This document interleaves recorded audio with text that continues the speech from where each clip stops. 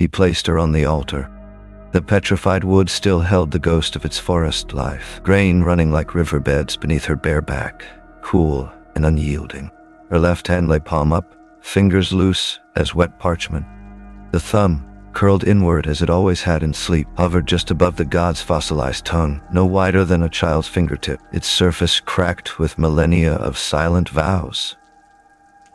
The incense did not rise. It pooled, thick, viscous, and swallowing light. It clung to her lashes, to the hollow between Adam's collarbones, to the frayed edge of his shirt, where she had once bitten it during fevered nights.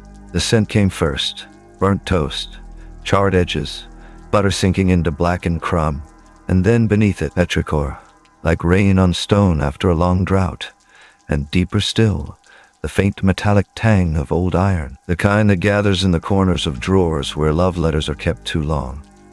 He knelt, the shell shards cracked under his knees, each fracture sang, thin, high, brittle, as if the floor remembered every step had ever taken toward her.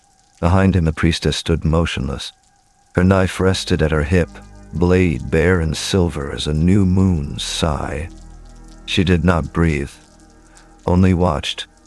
The unspoken vow cord stretched taut between them, woven silk, threaded with silver dust, cool against Adam's wrist, anchored to Lena's left hand where the quartz ring still glowed faintly, its 3 scratched lines dimming with each exhale of smoke.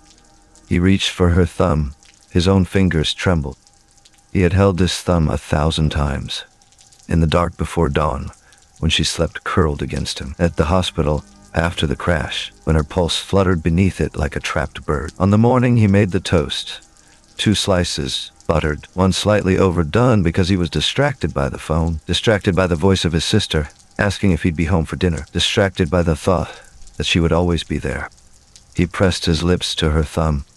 The taste came first, the same as that morning. Charred crust, bittersweet, clinging like regret. Then came the sound, a name, Lena. It left him in ash, dissolved before it touched the god's tongue.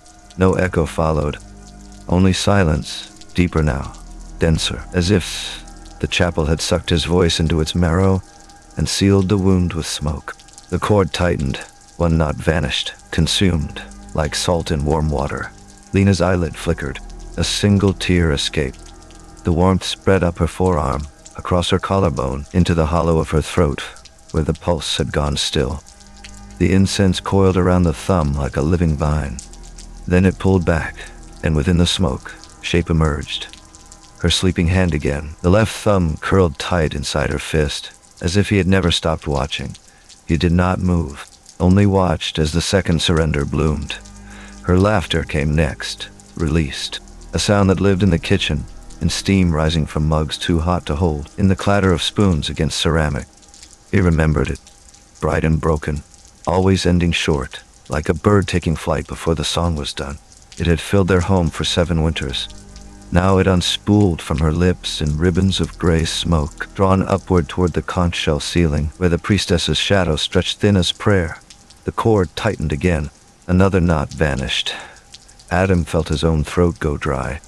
The voice he used to ask for more toast and to say, "I love you," in the middle of arguments, to sing off-key under his breath while shaving.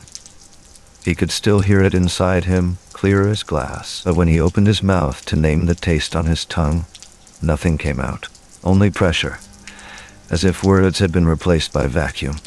The priestess stepped forward. Her knife moved without weight, silent, certain, and cut a sliver of air between them. The smoke thickened, became liquid, then solidified into form. Lena in the kitchen, hair still damp from her shower, humming as she wiped flour from the counter, laughing when the cat leapt onto the stove and knocked over the butter dish. Adam stood beside her, hands shoved in his pockets, watching, not touching, waiting for a moment to speak that never came. The third surrender. His own voice. It seeped into the walls and soaked into the ceramic vessels lining the corridor, each one filled now with lavender and sealed with wax. One by one, their lids lifted, slow, reverent, and from within, 1,000 fragments of his speech escaped. "Are you okay? I'll be there. You look beautiful. I'm sorry I was late." None of them echoed. each dissolved at the edge of its utterance. The cord snapped again, a silent severing, leaving only the ghost of tension between them. The silver dust spiraled down like snow from a ceiling, no longer holding the weight of his words. Adam touched his throat. He opened his mouth again. Nothing. Only warmth. The same warmth that had lived in her skin and now inside him, circulating where his voice used to live. He looked at his wrist.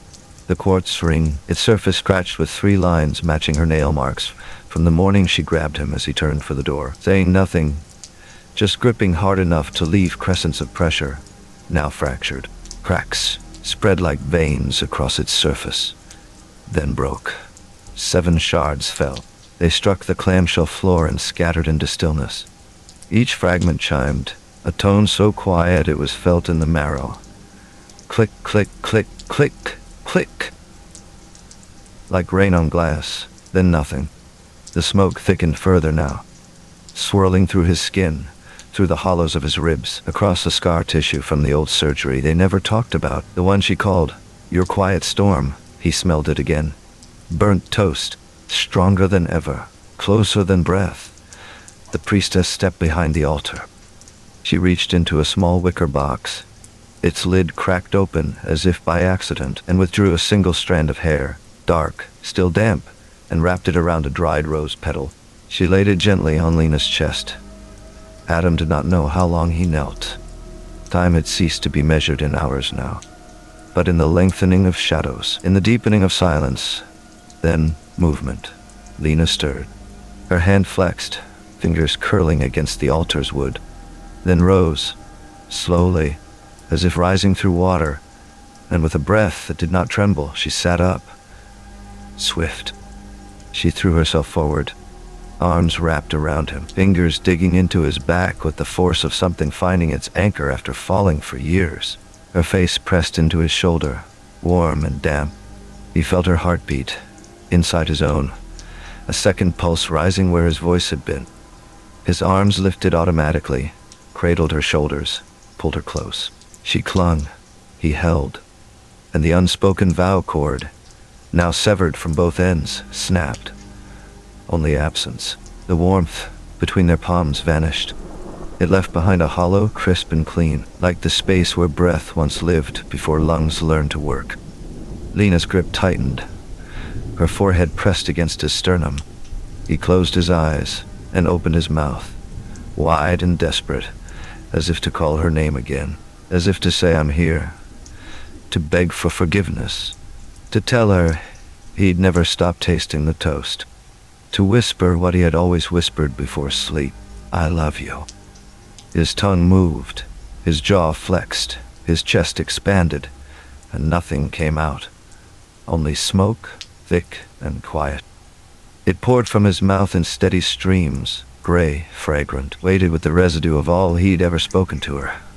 The goodbyes, the apologies, the "I am fine," the promises unmade. The ash-laced breath settled on her hair, on her skin, on his own tongue, and then he tasted it. But nothing, pure, weightless, complete, nothing at all.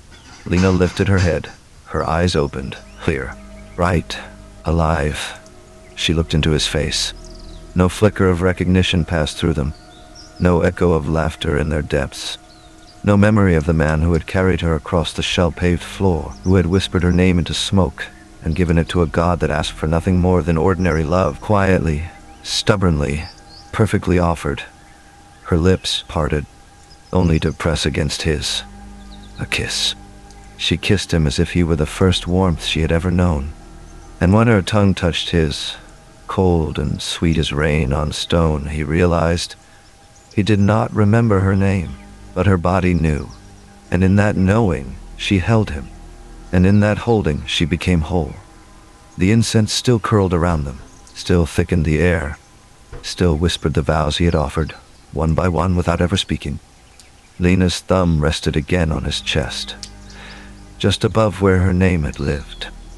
And somewhere behind them, the god's fossilized tongue exhaled, a breath older than memory, sweet with the taste of breakfast left unfinished, and a love so tender, so utterly given, that it had never needed to survive. only vanish.